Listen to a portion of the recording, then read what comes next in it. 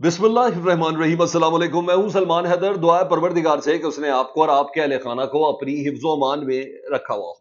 लगता है कि जो पिछले दिनों सिक्योरिटी कमेटी का एक इजलास हुआ पार्लियामेंट का, जिसमें आर्मी चीफ साहब ने कहा कि पाकिस्तान को हार्ड स्टेट बनने की जरूरत है, या तो उसका मतलब मेरी समझ में नहीं आ रहा, या हुकूमत, इंतजामिया, कुछ वजारतें, या उसको गलत मायने में ले गई हैं। क्योंकि इस वक्त ऐसा लग रहा है कि रियासत की गले की हड्डी जो है ना, वो सोशल मीडिया एक्टिविस्ट बन गए हैं। इस वक्त ऐसे लग रहा है कि रियासत के लिए सबसे बड़ा चैलेंज बलूचिस्तान में होने वाले एहतजाज है। इस वक्त ऐसा लग रहा है कि रियासत को सबसे ज्यादा अजियत जो इस वक्त मिल रही है वो किसी भी किस्म के एहतजाज से मिल रही है। रियासत को सबसे ज्यादा जो तकलीफ है, यानी हुकूमत को जो सबसे ज्यादा तकलीफ है, वो तकलीफ है कि इमरान खान साहब से कोई वकला या सियासी क्यादत की मुलाकात ना हो जाए। इस वक्त ऐसा लग रहा है कि रियासत को यह सबसे ज्यादा तकलीफ है कि उन मुलाकातों के बाद कोई मीडिया से गुफ्तगू ना हो जाए। ये हल की तरफ नहीं है। उस हार्ड स्टेट का मतलब मुझे ऐसा लगता है कि जैसे गलत लिया गया है। शायद आर्मी चीफ कुछ और समझाना चाह रहे थे, या जो समझाना चाह रहे थे वो समझ में नहीं आई, या अगर यही मतलब है तो मैं इसके मुतालिक क्या कह सकता हूँ। और अभी तो ये कौमी सलामती कमेटी के इजलास तो मुकम्मल ही नहीं था। इसमें पाकिस्तान तहरीक इंसाफ और अपोजिशन तो इसके अंदर शामिल ही नहीं थी। तो कैसे ये इस इजलास की फाइंडिंग्स कंप्लीट हो सकती हैं? अगर मतलब ये था तो उसमें एक कंसेंसस का साथ होना बहुत ज्यादा जरूरी है। क्योंकि जो चीजें जिस हिसाब से काम हो रहा है उस पर तो ये ऐसा लग रहा है। मैं उसी को जरा सबसे पहले शुरू करूं। वो कहते हैं बात कल ही खुल के सामने आ गई है, और कोई जिसे कहते हैं ना, आप इसे कह लें कि सारा बयानिया वो उड़ गया है साफियों के हवाले से, सोशल मीडिया एक्टिविस्ट का, चाहे फरहान साहब हो, चाहे ये वहीद मुराद हो, या ऐसे कहा जाए कि खुदा पहाड़ निकला चुका नो। रियासत के पास पूरी चीजें जिसकी बिना पर वो ये काम कर रही है। क्योंकि बेचारे को 13 घंटे बाद वहीद मुराद को रात को 3 बजे उठाया गया, 13 घंटे बाद आज उसको अदालत में पेश किया गया।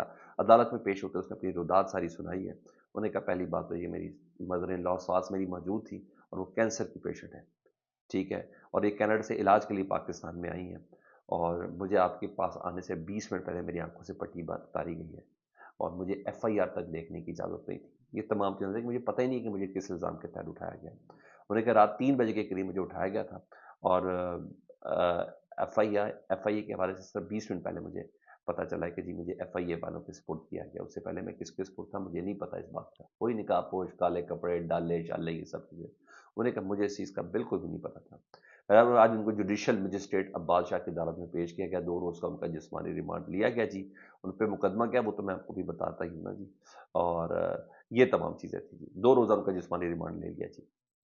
अच्छा, इस जिस्मानी रिमांड के ऊपर ना सर काफ़ी बातें सामने आ गई। उसमें सबसे पहली बात तो ये कि इनके ऊपर जो इल्ज़ाम है ना सर, इनके ऊपर इल्ज़ाम की एफआईआर मेरे पास आ चुकी है। ठीक है जी, ये एफआईआर मेरे पास आ चुकी है। लेकिन उसके मतन के हिसाब से अगर मैं बात करूँ जी, वहीद मुराद साहब के खिलाफ पीका एक्ट के तहत एफआईए ने मुकदमा दर्ज किया। उठाने वाले कुछ और थे। मुकदमा 20 मिनट पहले उनके पहुंचने पहले एफआईए के उनको हवाले किया गया है। उन पर मुकदमा दर्ज किया गया, और उनके खिलाफ है कि इदारों के खिलाफ इश्तियाल फैलाने का उनके ऊपर इल्ज़ाम है। ये उन्होंने किया है जी। और मजीद उस एफआईआर के मतन के मुताबिक सोशल मीडिया पर इश्तियाल फैलाने वाला इन्होंने मवाद शेयर किया है। ठीक है, वो वेरीफाइड अकाउंट से किया है कि नॉन वेरीफाइड अकाउंट से किया है, ये बाकी है। क्योंकि जो तफसील है उसके मुताबिक ये है जी, वहीद मुराद के मवाद से अवाम में इदारों के खिलाफ नफरत पैदा हुई है। वहीद मुराद ने आर्मी चीफ के अहले खाना के हवाले से अहमद दुरानी की रिपोर्ट भी शेयर की थी। आप जरा डॉट जोड़ते जाए ना। और इसके अलावा उन्होंने बीएलए की कुछ पोस्ट थी, वो जो स्पेशली वो ट्रेन हादसे में हलाकत के हवाले से कि 100 अफराद का पता नहीं चल रहा, जिसके मतलब हुकूमत भी कंफर्म नहीं थी, जिसके मतलब यहाँ तक आया था कि कुछ आगे पीछे हो सकता है। ये सारी बातें बताई जाती हैं बुगटी साहब के मुंह के अल्फाज पे, कि कुछ ले गए हों, इतना नहीं पता चलता, 380 थे, क्या था, कि ये वो सारी चीज़ें थी। तो इन पोस्टों पर इनके ऊपर इल्ज़ाम है कि जिसकी बिना पर उन्हें ऐसा लगा है रियासत को कि इनके साथ ये सलूक होना चाहिए, या इनको उठा लेना चाहिए। इस पर पाकिस्तान तहरीक इंसाफ जो है, उन्होंने ये तमाम वर्कर जो जितने सोशल मीडिया एक्टिविस्ट हैं, उनकी अखबार और हब से बेजा के हवाले से ना केसेस में अदालतों के अफसोसनाक रवैये के हवाले से चीफ ऑर्गेनाइजर इंसाफ लॉयर्स फॉर्म जो है इंतजार पंचोता साहब, और लाहौर हाई कोर्ट बार के जो आसिफ नसवाना है और नायब सदर अब्दुर्रहमान राजा, इनकी मीटिंग हुई है जी। फैमिलीज और वकला को हर तरह का सपोर्ट फराहम करने का किया है। अभी मैं वही मैं तो खैर उनका तो केस आगे सुना जा रहा है, जाफरी साहब सुन रहे हैं, वो केस उनका लड़ रहे हैं जी। और कुछ केसेस ईमान मजारी भी देख रही है। लेकिन बहरहाल पोजीशन रियासत के नज़र में इन लोगों की पोजीशन इस वक्त इस तरीके से है। अच्छा जी, इसी पोजीशन के साथ तो अब اب تو پتہ ہی نہیں چل رہا کہ دہشت گرد کون ہے، یا تو پی کا ایکٹ کے تحت ہو گیا یا یہ ہو گیا۔ جنید اکبر صاحب ڈیفینیٹلی عمران خان صاحب نے جس طریقے سے ان کو ذمہ داریاں دی ہیں، انہوں نے بڑا ایک لاجیکلی سوال کیا، ریاست سے بڑا لاجیکلی سوال کیا۔ انہیں کہا پہلے یہ بتا دیں کہ دہشت گردی کے درجنوں مقدمات پاکستان تحریک انصاف کے کارکنوں پر ہیں۔ پی ٹی آئی کارکنوں کو دہشت گرد سمجھتے ہیں اگر آپ لوگ، ریاست سے انہوں نے سوال کیا، تو کیا دہشت گردوں کو قومی سلامتی اجلاس میں بلانا چاہیے؟ اگر ہم ہیں ہی دہشت گرد، ہمارے کارکنوں کے اوپر ہی دہشت گردی کی ایف آئی آر ہے، بڑا بڑا لاجک کوئسچن ان کا۔ انہیں کہا کیا ہمیں بلانا چاہیے؟ انہیں کہا پہلے آپ یہ فیصلہ کر لیں کہ ہم پی ٹی آئی والے دہشت گرد ہیں یا ایک سیاسی جماعت ہے، پہلے آپ یہ ڈیسائیڈ کر لیں، پھر ہمیں کوئی دعوت شعوتیں اگر ہمیں دیں تو پھر ہم دوبارہ سوچتے ہیں۔ جی ہاں، بینگ اے ایم این اے کچھ بھی ہے، پبلک اکاؤنٹس کمیٹی کا چیئرمین تو کوئی چھوٹی موٹی سیٹ تو ہے نہیں، کچھ بھی ہو پرائم منسٹر کے بعد اس بندے کی سیٹ کہلاتی ہے، اتنا تگڑا ہوتا ہے۔ انہوں نے کہا پہلے آپ ذرا پہلے یہ ڈیسائیڈ کر لیں کہ ہم نے کرنا کیا ہے۔ ہاں ادھر سلمان اکرم راجہ صاحب اپنی کچھ پوزیشن واضح کر رہے تھے، جو کل سے ان کو بڑا تھا کہ انہوں نے انڈر ٹیکنگ دی ہوئی ہے، جی ہاں آیا انہوں نے انڈر ٹیکنگ دی ہوئی ہے کہ جو قائدین خطاب کریں گے، جی ملاقات کریں گے رفقائے کار، وہ باہر آ کر میڈیا سے گفتگو نہیں کریں گے اس ریڈیس میں، وہ جو ریڈیس ہے نا اڈیالہ جیل کا، جسے تکلیف ہے نا کہ اس سے امپیکٹ کریٹ ہوتا ہے، عمران خان صاحب کا جواب یہ آیا یہ ہوا، اسے بہت اذیت مل جاتی ہے ان کو، ان جملوں شملوں سے تکلیف ہے۔ میں نے بولا کہ سب سے بڑے گلے کی ہڈیاں یہ چیزیں ہیں۔ میں ذرا ریاست کی بیماریوں کا متعلق بتا رہا ہوں، ریاست جو سمجھتی ہے کہ ہمیں بیماریاں چمک گئی ہیں، جونکیں چمٹ گئی، میں آپ کو بتا رہا ہوں اس میں عمران خان صاحب کی اپنے رفقا کار سے کی گئی گفتگو، اور گفتگو کا میڈیا پہ آنا، یا وہ تو آنے تو دیتے نہیں ہیں، رپورٹ کرنا پھر سوشل میڈیا کے ذریعے۔ تو سلمان اکرم راجہ صاحب نے کہا بڑا تسلی سے دوبارہ آرڈر پڑھیں۔ اب یس میں نے دی انڈر ٹیکنگ، میں عمران خان صاحب کے ساتھ کل عدالت میں ہوئی گفتگو میں نے عمران خان صاحب کے ساتھ شیئر کی، ان کو میں نے بتایا سر، تو اس موضوع پر چند دن بعد میں مکمل طور پر گفتگو کروں گا۔ اب آپ سارے حوصلہ رکھیں، جب تک رضائل آئی ہے میں یہی ہوں۔ کوئی تنقید کی جا رہی ہے سلمان اکرم راجہ صاحب کو سوشل میڈیا پہ، دیکھیں جی یہ اصل حقیقت سلمان اکرم راجہ کی، یار خدا کا واسطہ ہے اتنی جلدی پلو بلو نہ جاڑے کریں، ذرا تھوڑا صبر کیا کریں، تھوڑا صبر کیا کریں۔ کیا کر لیا آپ نے؟ 6 مہینے سے ملاقات نہیں ہوئی، کیا کر لیا ہم لوگوں نے؟ مجھے بتائیں، سیاسی لوگوں کی ملاقات نہیں عمران خان، کیا کر لیا؟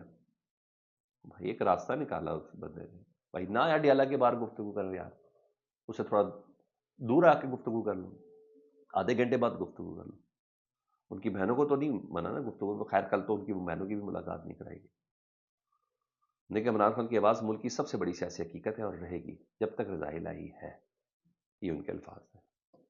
اب آؤ ذرا میں تھوڑی بلوچستان کی صورتحال کی طرف، تو آج پرم احتجاج ہے جی پورے بلوچستان میں، لیکن سردار اختر مینگل صاحب اس احتجاج سے متعلق بتا رہے ہیں، انہیں کہ کوئٹہ میں اس وقت کرفیو کا سماں ہے، پریس کلب جانے کے تمام راستے مکمل طور پر بند ہیں، اور خواتین اور سیاسی ورکرز کی بڑی تعداد میں گرفتاریاں جاری ہیں۔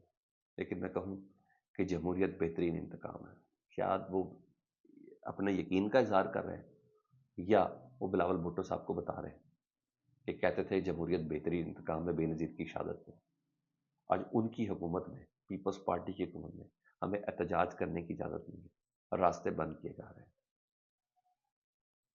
میں وہ یہ کہہ رہا ہوں، اصل ڈیٹ تو ان کی 28 تاریخ ہے، 28 تاریخ کو دیکھیں وہ کیا کرتے ہیں، جس سے متعلق یہ ضرور کہا گیا ہوا ہے کہ جناب ابھی ان کو آڑے ہاتھوں نپٹنا ہے اختر مینگل صاحب کے احتجاج کو، تو یہ چل رہا جی۔ اور ادھر وحید مراد صاحب کا بی ایل اے کی پوسٹ ہے، اور میں نے بتایا بلوچستان کے حوالے سے، تو ایف آئی اے نے کہا جی ہمیں ان کا ایکس اکاؤنٹ، فیس بک اکاؤنٹ، اس کے حوالے سے تفتیش کرنی ہے، تو اس لیے اب ہمیں 2 دن کا ریمانڈ دی۔ میں نے یہ خبر میری مس ہو گئی تھی۔ ہاں ادھر میں نے آپ کو بتایا صبح کی، میں نے بتایا کہ خبریں کافی قابل شرم ہے، لیکن ہم اس کو بڑے فخریہ انداز میں کر رہے ہیں جی۔ وزیر اعظم شہباز شریف صاحب نے جی وہ آئی ایم ایف کا $1 ارب کے لیے جو سٹاف لیول کا معاہدہ کامیاب ہوا ہے نا، ملے نہیں کامیاب ہوا نا، اس پہ انہوں نے کریڈٹ دے دیا جی۔